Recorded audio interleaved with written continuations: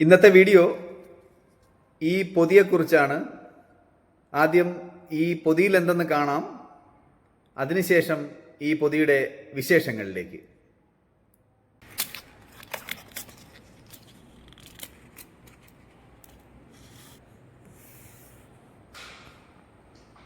ഈ പൊതിക്കുള്ളിലുള്ളത് 4-5 കുരുമുളകും ചെറിയ അളവിൽ പഞ്ചസാരയുമാണ്. ഞാനിത് കഴിക്കുകയാണ്.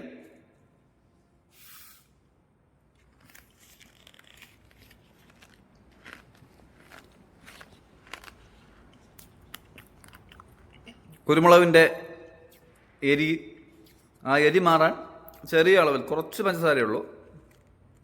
ഇത് ഇറക്കുമ്പോൾ തൊണ്ടയ്ക്കൊരു ആശ്വാസമാണ്. കുറച്ച് ദിവസമായിട്ട് ജലദോഷവും ചുമയായിട്ട് ചെറിയ ബുദ്ധിമുട്ടാണ്. കുരുമുളക് അങ്ങോട്ട് പോകുമ്പോൾ ചെറിയൊരു ആശ്വാസം. ഈ കുരുമുളകിൻ്റെയും പഞ്ചസാരയുടെയും ബാക്കി വിശേഷങ്ങളിലേക്ക് പോവാം. തിരുവനന്തപുരം ജില്ലയിലെ കൈത്തറി വസ്ത്രങ്ങൾക്ക് പേരുകേട്ട ബാലരാമപുരത്തുള്ള പ്രശസ്തമായൊരു പള്ളിയാണ് ഹൈവേയുടെ സൈഡിലായി കാണുന്ന തൈക്കാപ്പള്ളി. നേരത്തെ കണ്ട പൊതിയുടെ ഉത്ഭവസ്ഥാനം ഇവിടെയാണ്.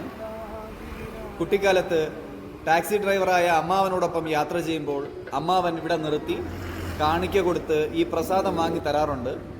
അന്ന് മുതലുള്ള ശീലമാണ്. കുറച്ചു കാലമായി വീഡിയോ എടുക്കണമെന്ന് വിചാരിക്കുന്നു. ഇന്നാണത് സാധിച്ചത്. ഈ വഴി യാത്ര ചെയ്യുമ്പോൾ ഞാൻ സ്ഥിരമായി വാങ്ങി കഴിക്കാറുണ്ട്.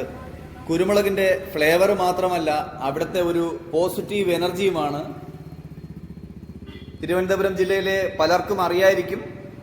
അറിയാവുന്നവർ കമൻറ്റ് ചെയ്യുക. Thank you.